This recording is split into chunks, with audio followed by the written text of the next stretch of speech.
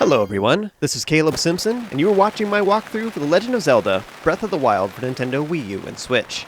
Do you ever find yourself with that sudden and inexplicable desire to be a little bit uncivilized? Well, this video is for you because we're going to be getting the remaining pieces of the Barbarian set. Yeah! Let your inner caveman or cave lady rejoice as we celebrate muscles and boko clubs. So the first thing to know is that the Barbarian set is found inside the shrines at the end of the 3 labyrinths. There are 3 labyrinths in the game, and they look like mazes, and they're very obvious, very iconic. If you haven't covered your map enough where you can zoom in and look at them and stuff, it's very obvious that it's a maze. It's not very subtle at all.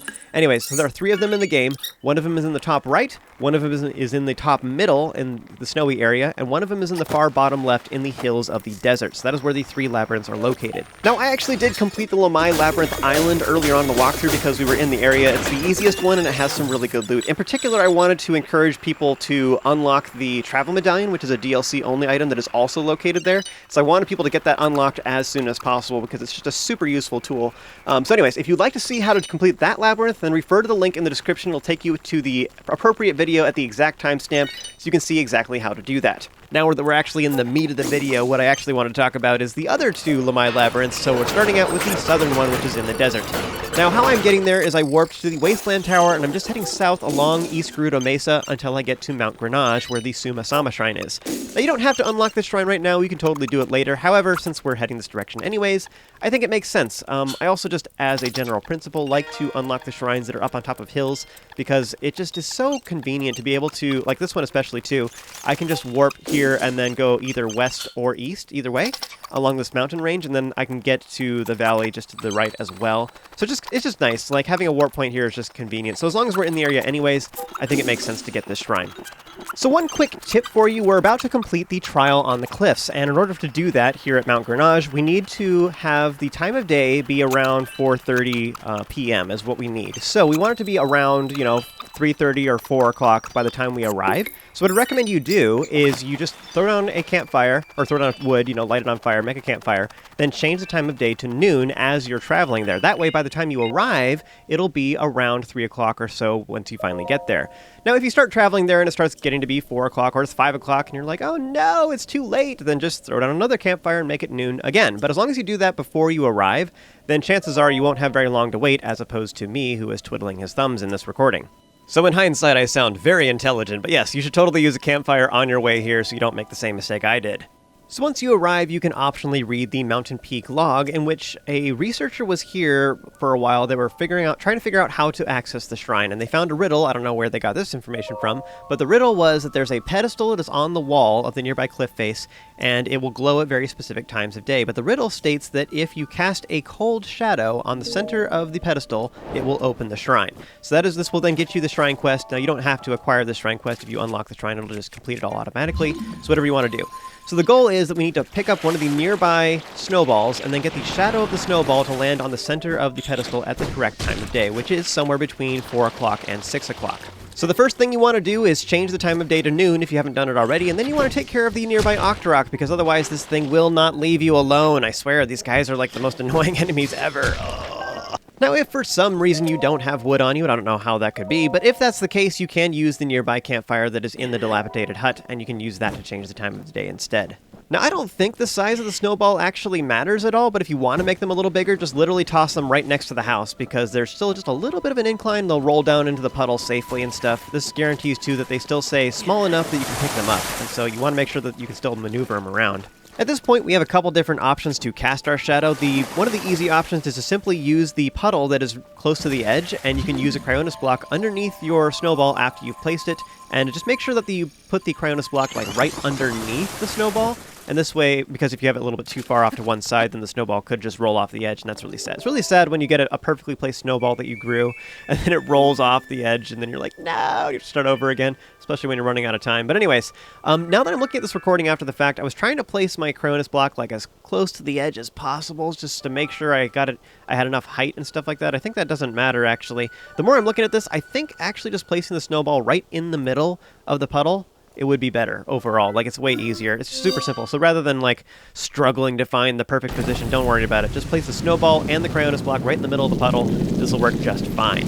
So the other method is a little bit simpler. You just use the snowball directly and don't use Cryonis at all. Now, I think this is fine. The problem is I do think it's a little bit riskier, and the reason for this is because in order to get the snowball positioned well, you need to stand pretty darn close to the edge. And so I think that's much more risky because if you're not careful, you will fall down, like I do in this recording. And then I end up losing my snowball, which is very stressful because I have a very limited amount of time in order to complete this puzzle.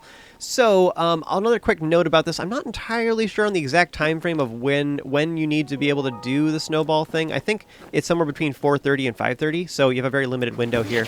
But anyways, I don't think that this first snowball did not work, and I don't think it's because the snowball's too small, although that is a possibility, I suppose. I went back and got the other snowball. As a quick note, one of the reasons why I comment on that is the fact that there's a couple small snowballs here and one large one. So I grabbed the large one, and that one worked instantaneously. So I'm not sure if it's because the time is later or if it's because the snowball is bigger is why it worked a lot better. But I do think overall it might be smarter to go ahead and grow a snowball first, if you're going to use this method especially, because if you have a bigger snowball, you cast a bigger shadow, which means that you don't have to get as close to the edge to position it well. So I think that getting a bigger snowball is smarter for the simple reason, I don't think that having a bigger snowball is required, but I do think it makes it easier so you're less likely to mess up and thus less stress. So if you can grow a snowball ahead of time, go ahead and do it. Just throw it right next to the house, let it land in the puddle, pick it up, bring it over. It should be big enough, and it's fine. So this particular shrine always contains a moonlight scimitar. Boo, garbage item. It's kind of a mid-tier thing, which at this point is terrible because we have access to much better weapons, and I realize it's in theme because it's in the Gerudo area, but one of the things I find sad about that is most of the chests in most of the shrines will actually scale with the game. So as you complete more of the game and unlock more divine beasts, then the stuff that is in the chest will upgrade to higher quality stuff, but this chest will not. It will always be a moonlight scimitar. So that's why I'm booing about it. Anyways, now that we have this warp point, you can get some of the nearby Korok seeds if you wish. Next, you want to sail west and then land inside the maze of the South Lomei Labyrinth.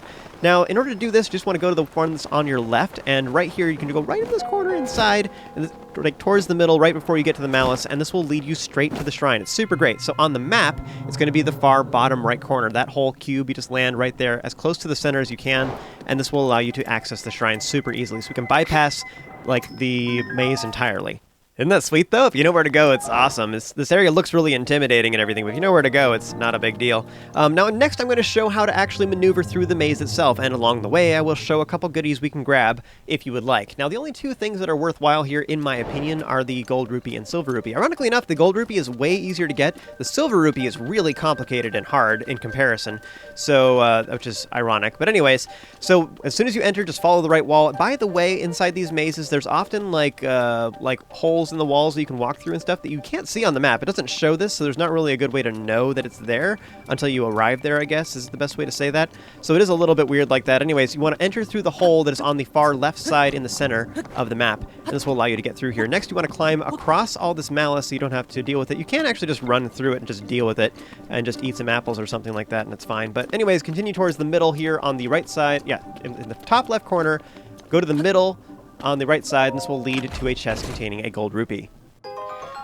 So next we have the silver rupee. Now I will show you instructions on how to get there, although it is probably easier to climb at this point. In fact, you can reach the silver rupee not too bad by just dropping down in that same area I showed earlier. So just so you know, you can get the silver rupee pretty close to the exit. The end point is also pretty good. So basically the thing to know here is we're working our way back towards kind of the outside, sort of. There's this little narrow path through here that you can take, but it's easier to go through the middle and you do this weird little zigzaggy thing. But anyways, there is a staircase kind of that's towards the back, and it's easier to reach this side from this far bottom left corner. So once you're in the bottom left corner, you can then reach the staircase that takes you across over to the right side of the maze. And you can see like there towards the bottom of the map too, by the way, how it has like a dark brownish like portion of it here in this upper area. That's how you can know that there's a like a path leading through there, by the way. It's just from the look of the map. Anyways, once you get past here, once you reach the malice, then just take a left and you can just follow this path until you reach the silver rupee. It's not too bad to find, actually. But from here, you can just climb around and then reach the exit just like we did before. But yeah, like I was saying earlier, you could have totally dropped down here using the previous method and then just gone south to get the silver rupee real quick. I do think it's like a little bit awkward because it's just, there's so much zigzagging back and forth and stuff, it can be a little bit confusing, but it's not really that hard to get to if you know where to go. But yeah, the map does not show all the little hidden paths, and that makes it pretty confusing because in some ways it's almost not accurate because it doesn't actually show all the stuff. But part of what's weird about that is because you have like the under layers and then you have the upper layers of what you can actually stand on up above. So it is kind of weird. The map is just showing the top-down perspective. Alright, so we finally now have access to the second piece of the Barbarian set, the Barbarian armor. So next we're continuing on towards the final labyrinth, which is the north one. Now this is located in Hebra. It's in the far top right corner of the Hebra area, and you can get there by going to Snowfield Stable, and then just riding your horse north, and then finally to the right. Now, at this point, I'm just going to skip over all the enemies and stuff here. There's nothing really worth commenting on. There is a Lionel through here. If you take a horse, it shouldn't be a problem at all. Otherwise, you can climb over the hill if you want to. Now, when you arrive at the labyrinth, just so you know, just like southwest of it, there is some cracked rocks that are right up against the mountain right there, and it has a chest containing a silver rupee, which is worth 100. So you should grab that real quick, just because as long as we're in the area.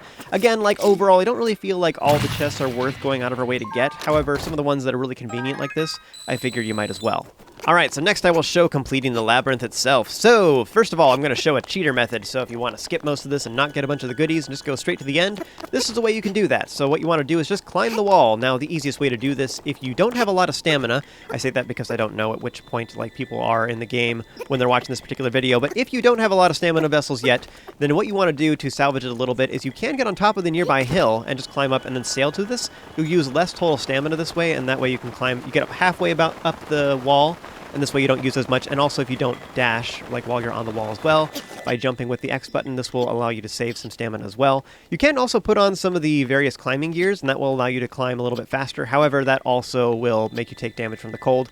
You can just eat apples through it or something, though, if it really comes down to it. It's probably not that big a deal. Anyways, this way you can get on top of the wall without using too much stamina, if that is a concern for you. Now, the first thing to understand about this maze is the fact that there is some malice that is blocking our paths. We can't proceed until we take care of that. In order to do so, we just need to shoot an eyeball that is just north of the center square, and you can actually access that from up here pretty easily, so you can just do that real quick before you move on, and this will allow us to proceed. Now, in order to reach it, what you want to do is just go to the north side of the square that's in the middle. You might have to move over to a different platform, though, just so you have easier access to it, and it also is a little bit awkward to aim straight down with the bow, so getting a little bit further away makes this a little bit easier. So once you have destroyed that, this will remove the malice, and that's all we had to do in order to proceed. However, as long as we're up on top of the wall anyways, you should totally open the chest that is on top of the central platform because it has a diamond in it. These are pretty valuable. You can use them for some of our upgrades later on in the game, but also they can be sold for 500 rupees, so quite valuable. You should totally grab that as long as we're here. Next, if you look just to the right of that on the map, there's these two C shapes that are facing away from each other. The southern one is the easier one to go into, but if you land inside this, then you will find a upper platform that is hidden on the map. You can't see it, but this is the location that we need to go to. So land on top of it, and then follow this all the way to the center where there is this underground cavern area basically inside this central square shape. And if you climb up into the ceiling here, there is some chests that contain even more gems, and I will be showing that here in a little bit. But yes, this is the fastest way to complete this shrine so that you can skip all the stuff if you want to just go right to the shrine and get the goodies. So that's all we have to do. But you know what? This is an adventure game. I didn't fire up Breath of the Wild just so I could skip all these mazes. No way! Real adventurers will just wander aimlessly inside a maze forever, right? So I'm going to show you how to do that. Yes, we need a guide for how to be lost. That's totally how it works, right? So if you want to do it the legit way and not skip a whole bunch of stuff, or you just don't have the stamina to climb or whatever for some obscure reason, whatever, here would be how you can do it legit. So first of all, the very first thing you want to do is I would highly recommend you destroy the eyeball. Now you can go around the long way, but that takes a very long time to get there. So instead I'd recommend you just climb over the wall to get over the malice for the first little bit. Little tip for you too, by the way, when you're trying to get over malice, just in general, you just need to get high enough that you can sail over it. And you can totally press B to stop. You don't have to get on top of a platform to start sailing. You can totally just drop down with B and then immediately hit the X button again to start sailing while you're in midair, and you can use that to get away from malice. So here I'm just using it to get over to this clear spot, and then from here I can totally shoot the eyeball, and this will allow us to remove it, and that's all we had to do to remove the malice. We had gained access to the center. So you can climb over the wall now, like I was showing earlier, or you can go along the long way. So I'm going to show you how to do that as well. Now, just past the malice, though, there is a chest down here that contains a gold rupee, which is worth 300. Now, next, if you're trying to get to the center by legit means without climbing the walls, then I recommend you go to the far north. Now, you do this by going to the top left and then working your way to the far north, and as long as we're going that way, we can also grab a chest to the very far north that has a silver rupee. Along the way, though, I am killing some enemies. There are some Octoroks here, or Chestoroks. They look like fake chests, and if you get too close, then they will attack you, and then you'll take damage. Now, one way you can tell if these are real chests or Octoroks is you can just use magnesis, because if it's a metal chest that you can pull out of the ground, then it's magnesisable, but if it's not magnesisable, then it's a surefire sign that it's actually a trap. So that's one way you can tell. So if you're worried about it or whatever, you can do that. Octoroks don't really hurt us that much, especially if you've been following along with me. We should have more than enough armor that they don't really hurt, but it is kind of annoying to constantly be smacked by them when you least expect it. So, the trick to getting to the center is the fact that through the top middle, there is like this wall that you can walk through. So you see this is like this long corridor. So once you go through that, it'll lead to a series of rooms that are like, pathways that are underneath the walls that you can't see on your map. So these little hidden doorways are what leads to the center. So that's what we're trying to do. Now, you can see some of the enemies through the walls, and this is actually kind of an indication of where we need to go. Our goal is to reach those enemies because they are right next to where the final path is that leads to the shrine. Once you finally find the yellow choose, that means you're on the right track and we have found the exits. Or we found the end point, and that's good. Just so you know, too, there's a bunch of goodies that are here inside the maze in various corners and stuff. There's chests that have stuff in them. There's weapons that are leaning up against walls. Some of the enemies drop a whole bunch of arrows and stuff, and that's all cool. However, I don't really think it's worth your time. Now, as I've explained before, a lot of the chests and weapons and stuff in this game will scale with how far you completed the game. How many divine beasts you've accomplished will determine the quality of the items you find in a lot of these cases.